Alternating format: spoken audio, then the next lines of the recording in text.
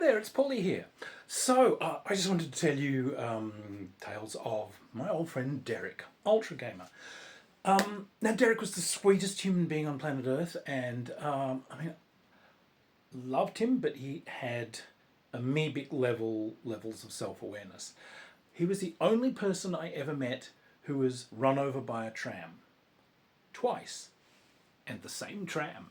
So, I used to live long ago quite close to the CBD in Melbourne. Now, one of the charms of Melbourne is it's got a very extensive tram network all up and down the streets. So I'm sitting at home and there's a knock on the door and I answer and there's Derrick and he's got scrapes and bruises all over him and blood everywhere and he's holding his plastic bag and everything. Just, do you have any painkillers? I just got run over by a tram. Like, Jesus, because there's a tram down the end of the street. Like, oh my God, come in. Oh, so you sit down here, have this. I got run over by a tram. And then I got run over by a tram. What? Are you saying you got run over by two different trams? He said, oh, no. Said, oh, thank God, because, that would be the mark of an imbecile. Said, no, I got run over by the same tram twice. So, Derrick is walking through a pedestrian mall in the middle of the city with earphones on. Now, trams have a bell. Melbourne trams, if they want you to clear the tracks, you get ding, ding, ding, ding. They'll ring a bell. Derrick, for some baffling reason, has decided to walk along the tracks with headphones on. And didn't you hear the bell? I said, oh, I did. I just thought it was part of the music, so I started dancing to it. So, oh, God. So he's walking along. Ding, ding, ding. Yeah, ding, ding, ding. Ding, ding, ding, ding. Yeah, ding, ding, ding, ding, ding, ding. At the last moment, he's noticed that there's a tram which is like, I had to haul the brakes on. This guy's furiously. So I stepped out of the way of it and stepped into the path of an incoming tram coming the opposite direction. So you hadn't noticed the giant, block-sized vehicle coming to it. You just stepped right in front of a 25-ton vehicle. Ah! Now these things have got like a cow catch in the front, so this thing's hit him and slammed into him. And it's just sent him rolling end over end over end in front of it, kind of caught in the cow catcher. Earphones are gone everywhere, his bag's gone everywhere, all this stuff's just gone flying and everything. But, it screeches the brakes on and they're designed not to kill pedestrians. But, Jesus, still. But still, something, it's a pedestrian mall. They're not going that fast, but still, you've been hit by something going at sprinting speed that, it's like sprinting into a wall. But then he staggers over to the side and the trams go their way.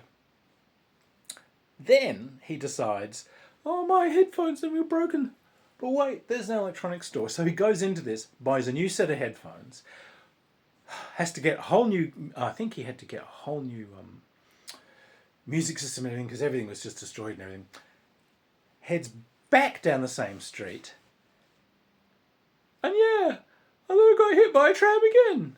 Sorry, you decided to walk exactly the same way you had. Walk, instead of anywhere in the very large, broad street, you decide to walk exactly down the one section that you're not allowed to walk down.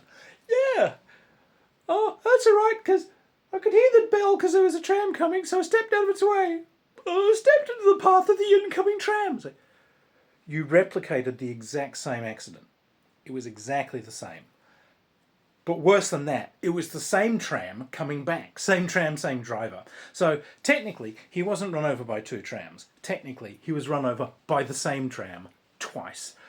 It's like, that was my Derrick.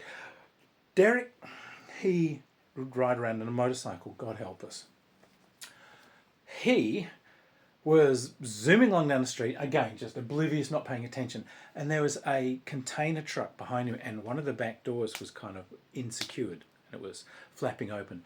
This thing just stops at a traffic light as part of its ordinary course of business. Derrick, not paying any attention, suddenly basically slams into the back of it. Catapults him and his bike into the back of this truck and he was out like a light. Boomf. And he said, oh, yeah, I suddenly hear this bang. oh, I feel really sick, and I'm pinned beneath this bike, and it's really hot, and the engine's burned me, and oh my god, and suddenly it's really dark, and I can feel everything moving or whatever. And so I started hammering like on the doors, and these guys opened the doors and let me out, and I was down at the docks. Yeah. So Derrick's crashed into the back of a container on a truck. Tumble, tumble, tumble. This thing, for some reason, just hasn't heard it. I mean, it's a big long container and a big noisy truck. So they've driven down to the port where this container was just being parked in the container parking lots or something, but they've shut it and are going to walk away. So first thing is they're probably just going to store it there for the weekend and maybe come back on Monday. Okay, we've got to shift this one. So he had a substantial chance of being locked in this thing for a weekend. However, I kind of like to dwell on the other possibility, which is, a giant claw picks up Derrick, hauls him over to some sort of ship, puts him on the bottom row of, 10,000 containers on a ship, which then, quick, to Timbuktu! Boom, boom, boom, boom, boom. So, that guy was gold, absolute gold. He ended up joining, hand to God, he joined military intelligence, which would actually explain a lot. So, anyway, more tales of Derrick for you. Bye!